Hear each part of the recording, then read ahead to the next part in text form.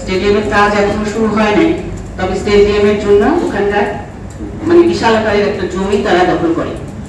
এক্ষেত্রে আমি এখানে আপনাদের যে সুপারিশ সময়ের দিকে আমি দেখছি, পরিবেশ বিধ্বংসী প্রকল্প পূর্ণ মূল্যায়ন করা, আবার এখানে রয়েছে প্রাণ প্রকৃতি রক্ষায় খাদ্য নিরাপত্তার কৃষি জমি সুরক্ষা, কৃষি জমি ব্যবহার আইন অতি দ্রুত প্রণয়ন করতে হবে এবং তা বাস্তবায়নের বিধিমালা বা নির্দেশনা দিতে হবে। জাতীয় কৃষি নীতিতে প্রাণ প্রকৃতি রক্ষার পরিবেশ কৃষি চাষাবাদের নির্দেশনা থাকতে হবে।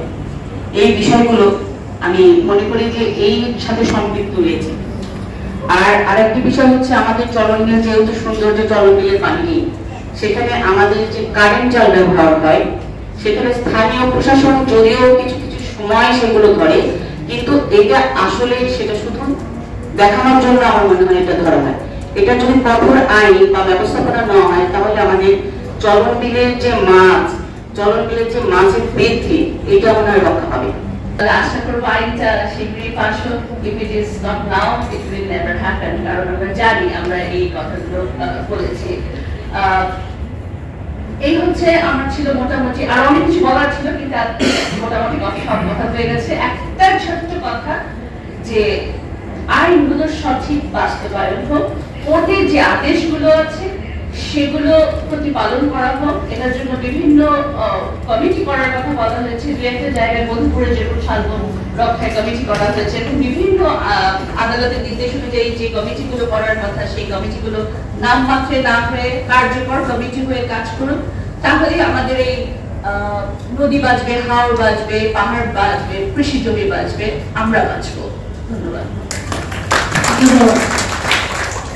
অসংখ্য ধন্যবাদ হিলারিকে। আমি আল্লামিন তাওহীদ, প্রতিষ্ঠাতা ও সভাপতি রাইটার বাংলাদেশ। আমি পুরান ঢাকা বুড়িগঙ্গা থেকে এসেছি। আমাকে হত্যা করে ফেলেছে, কারণ বুড়িগঙ্গার যে চেহারা আপনারা জানেন, দক্ষিণা বাতাসে সেই বুড়িগঙ্গার যে দুর্গন্ধটি পুরো ঢাকা শহর হয়ে গেছে। গত কয়েকদিন আগে বুড়িগঙ্গা দিয়ে আমরা প্রোগ্রাম করেছিলাম। পরিবেশটা সবাই দেখেছেন, নদীর কি অবস্থা এখন বর্তমানে, সেটি ভয়াবহ চিত্র। আমি কাজ করার ভিতরে আমরা যে তথ্যটি পেয়েছি, সমগ্র বাংলাদেশের খাল নদী 80% দখল হয়ে গেছে। দখলের সাথে যুক্ত হচ্ছে প্রথম হচ্ছে রাজনীতিবিদরা, রাজনৈতিক দলগুলো, দ্বিতীয়ত যুক্ত হচ্ছে বড় বড় শিল্প কারখানা, ইন্ডাস্ট্রি। তারা রাজনৈতিক ব্যক্তিদের ছত্র ছায়ায় তাদের রাতের অন্ধকারে টাকা দিয়ে এগুলো দখল করে নিয়েছে। এখন এগুলো দেখার দায়িত্ব হচ্ছে ডিসিদের, স্থানীয় প্রশাসনদের। আচ্ছা, স্থানীয় প্রশাসনদের চোখের ফাঁকি দিয়ে এগুলো কাজ করা কি এত সহজ?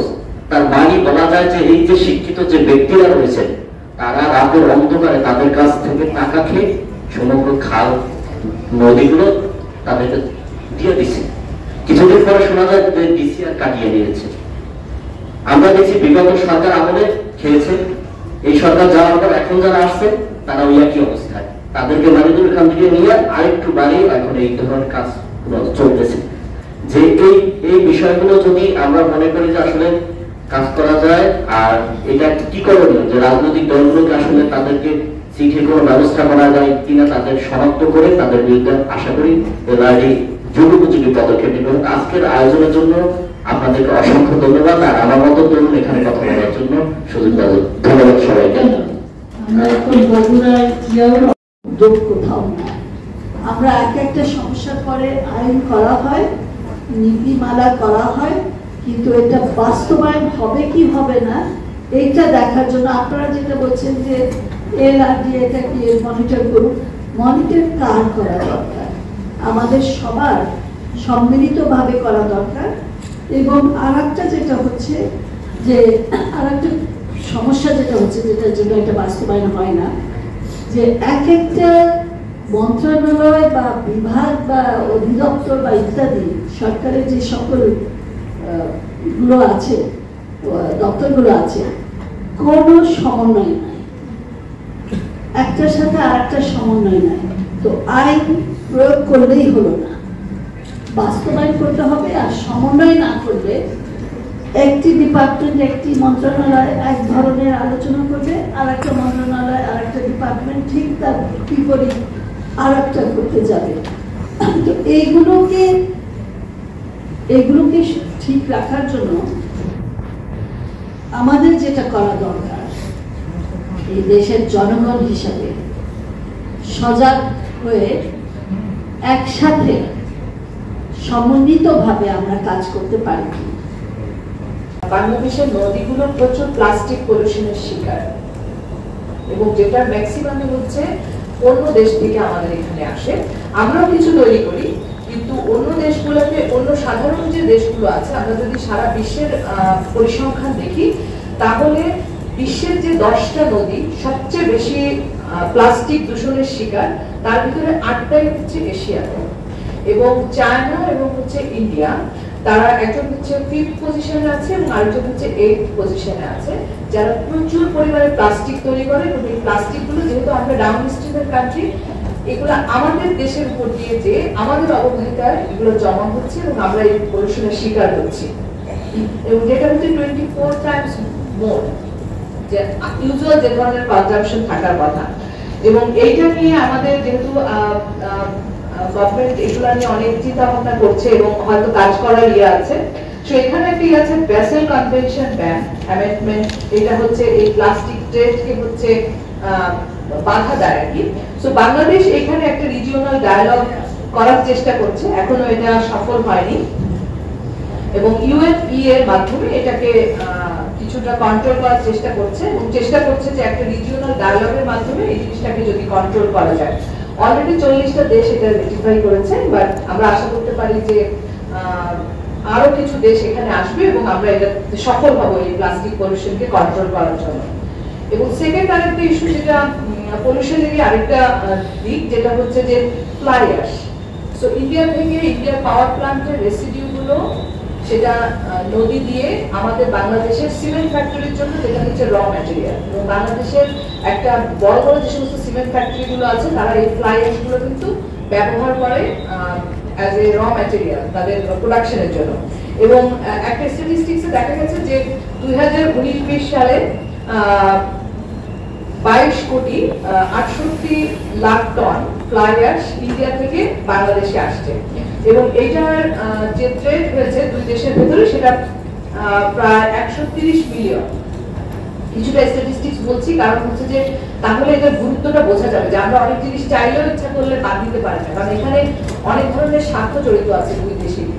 সো এটা একটা ব্যাপার। এবং এখানে 2020 থেকে 2025 সাল পর্যন্ত 2645টা ট্রিপ হয়েছে, মানে এই দেশের শিপ এখানে গেছে, ওখান থেকে, এবং ম্যাক্সিমাম শিপগুলো হচ্ছে সুন্দরবনের ওই এলাকাগুলো দিয়ে যায়, এবং এখানে প্রচুর অ্যাক্সিডেন্ট হয়, এবং প্রায় 20-25টার মতো অ্যাক্সিডেন্ট হয়েছে এই শিপগুলো। এবং যখন এই ফ্লাই অ্যাশ নিয়ে শিপগুলো ঢুকে যায়, তখন আসলে এটা আমাদের নদীগুলোর জন্য, স্পেশালি সুন্দরবনের যে অংশে যে নদীগুলো আছে, এগুলোর জন্য এটা খুবই একটা পরিবেশ বিপর্যয়ের একটা কারণ হয়ে যায়।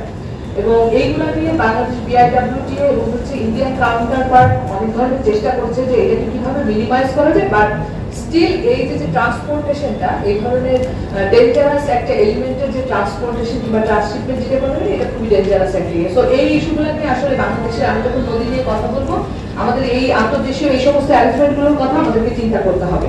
সবচেয়ে আশ্চর্য বিষয়, গত 45 বছর যাবৎ একটি নদীকে খাল বলা হয়েছে কাগজে কলমে, গলাচিপার বোয়ালিয়া নদী। এই নদীটার প্রস্থ হচ্ছে 125 ফিট, এটাকে বলে খাল। এবং সর্বশেষ আমরা যে এলাকি টিম গেছিল, রবীন্দ্র ভাই সহ আরো টিম গেছিল, আমরা সাংবাদিক করেছি, এবং এটিকে মানে আমরা তালিকাভুক্ত করছি নদী হিসাবে এই 45 বছর পরে। তো চিন্তা করা যায় ঘাটকা অবস্থায় আছে, এবং বর্তমান সরকার আসার পরে গত 9 মাসে এটার কোনো চেয়ারম্যান নাই। একজন BIW অতিরিক্ত সচিবকে অতিরিক্ত দায়িত্ব হিসেবে এখানে দেওয়া হয়েছে, এবং সপ্তাহ কয়েক আগে তাদের একটা ওয়ার্কশপে গেলাম, দেখলাম যে উনি স্বাগত বক্তব্য দিলেন, মানে লিস্টটা ছিল তাই, উনি স্বাগত বক্তব্য দিলেন, উনি মূল প্রবন্ধ উপস্থাপন করবেন এবং উনি সভাপতি হিসেবে সমাপনী বক্তব্য দেবেন। তো পরে দেখা গেল যে উনি এসে স্বাগত বক্তব্য দিয়ে চলে গেলেন, কারণ তার আরো মিটিং আছে। নদী কমিশনের এই অবস্থা এখন চলছে। দ্বিতীয় বলেছিলাম যে নদ নদীগুলোর একটা ডেটাবেস তৈরি করতে হবে আমাদের এক এক সংস্থা এক এক রকম হিসাব করে, কতগুলো নদ নদী আছে আমাদের সেটা জানা দরকার। তৃতীয় বলেছিলাম যে প্রকল্পগুলো ইতিমধ্যে নেওয়া হয়েছে, যেমন আমাদের রানা ভাই বললেন যে পুরাতন ব্রহ্মপুত্রে আমাদের রাষ্ট্রীয় টাকা কিভাবে নয়ছয় করা হয়েছে এবং নদীটাকে আরো নষ্ট করা হয়েছে। ফলে 3 নম্বর পয়েন্টটা ছিল যে প্রকল্পগুলো নদী, হাওর, জলাভূমি, কৃষি, পানি রক্ষায় নেওয়া হয়েছে সেগুলো পর্যালোচনা করতে হবে, অপ্রয়োজনীয় প্রকল্পগুলো বাদ দিতে হবে এবং কিছু প্রকল্প নতুন করে কাস্টমাইজ করতে হবে। এইটা গত কয়েক দশক ধরে যেভাবে রাষ্ট্রীয় অর্থ প্রকল্প এবং উন্নয়নের নামে ব্যয় হচ্ছে সেটা বন্ধ করতে হবে। 4 নম্বর বলেছিলাম যে দখল দূষণে শূন্য সহিষ্ণুতা দেখাতে হবে। 5 নম্বর নির্বিচার বালু উত্তোলন বন্ধ করতে হবে। এই 5টা অভ্যন্তরীণ করণীয় সম্পর্কে আগস্টের 19 তারিখ 2024 সালে তখন বলেছিলাম। আর আন্তর্জাতিকভাবে যদি আমরা বলি যে আমাদের কি করতে হবে, 5টা করণীয় বলেছিলাম। একটা, গঙ্গার পানি, গঙ্গা চুক্তি নবায়ন করতে হবে। এটা আমরা জানি যে 26 সালের ডিসেম্বরে এই গঙ্গা চুক্তির মেয়াদ শেষ হয়ে যাবে, তার আগে আমাদের এটা নবায়ন করার দরকার আছে।